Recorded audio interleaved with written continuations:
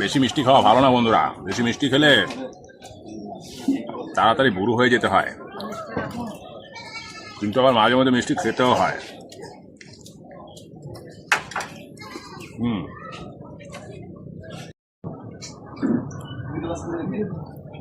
একদম রসে, সারা রাত রসে ভিজে একদম টইটম্বু।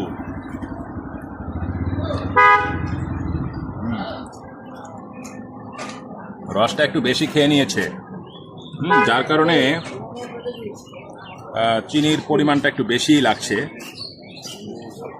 এমনিতে কালোজাম খুবই পছন্দের একটা মিষ্টি, কিন্তু এখানে সারা রাত রসের মধ্যে ঘুমিয়ে থেকে ও বেটা একদম কি বলবো, একদম রসালো হয়ে গিয়েছে।